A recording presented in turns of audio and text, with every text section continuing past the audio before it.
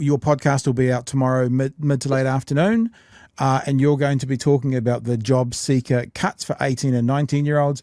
Me and Chewie are going to do this shortly. And I think, Chewie, what we're specifically doing tonight is talking about what I think we found out today. Young beneficiaries with a health condition or disability are still going to be booted off, even if they cannot work. Now, I don't say that's exactly what you're talking about, Craig, but seeing we're about to talk about it, happy to have some thoughts. Happy to have a bit of a tease of your podcast tomorrow. Without what do you got? Why would you buy the cow if you're giving the milk away for free? Is that the same? Well, let me give you sort of there are very few things in life where you do something or you read a policy change and you go, this is, and forgive my language, absolutely universally fucked. Be still my heart. Craig Greeny just said fucked, Chewie. It's a family show. It's a family show.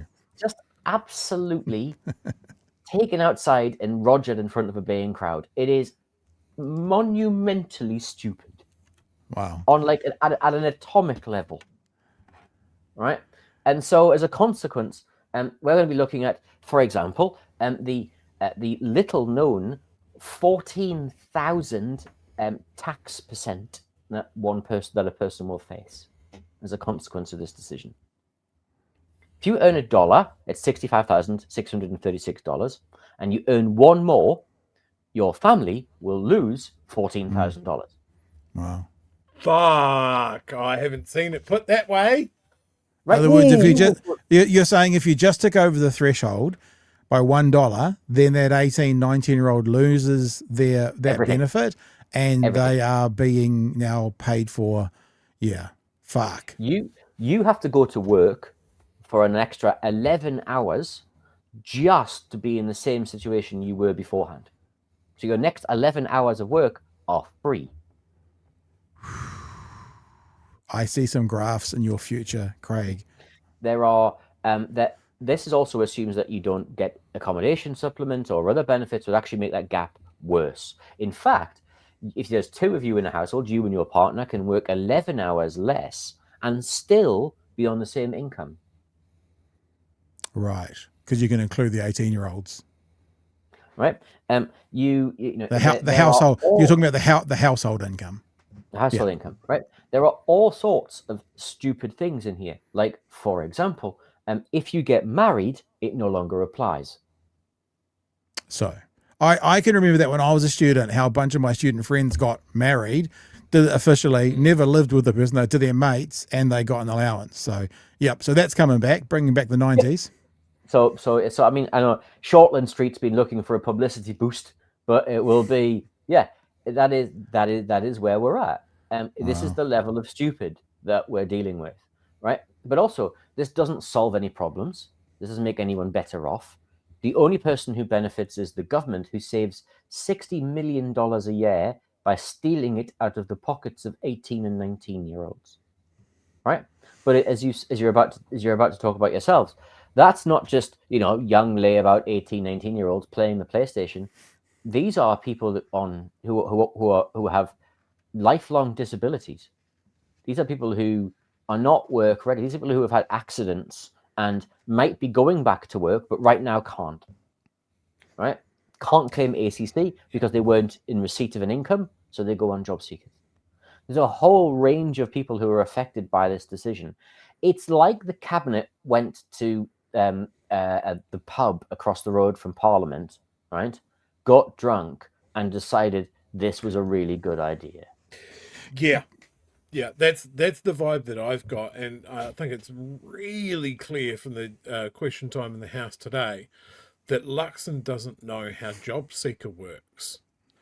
He doesn't understand that there's not a sickness benefit, that was all taken away and everything was rolled into job seeker to make that list look better before his time. He doesn't get it fundamentally, and this is a policy that has come together for marketing reasons rather than getting any advice, reading the advice and going, oh, there's going to be some unintended consequences in that we care about. They don't care about any of it. No, it's the kind of thing that in a sensible government some junior staff, I would have put it up as an idea, and they would have been gently taken out of the room and told, please don't talk, and then allowed back into the room, right? This is absolutely, think about it for just a second. If the government's that broke that it's going to take, it needs $60 million out of the pocket, basically robbing the pockets of 18 and 19-year-olds, how broke are we as a country? Oh, Craig, Got this money is for helicopters. the two things that come to mind for this is why we always say the devil is in the detail. But when this government, and like, I didn't necessarily think this is a good idea, but when they bring out any policy that some people might think is a good idea, just don't trust them. Don't trust them, because once you expose what their policies are, this is just confirmation that the left make policy and the right respond to policy. Because if you're looking at this, they don't know how to make policy.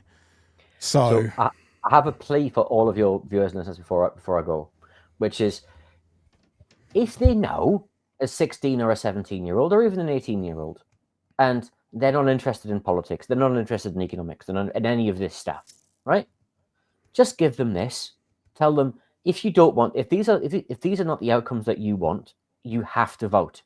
You have to get out there and you have to vote for change, because otherwise they'll come after this. They'll come after everything else. We've seen tuition fees go up 6% this year, on top of 6% last year.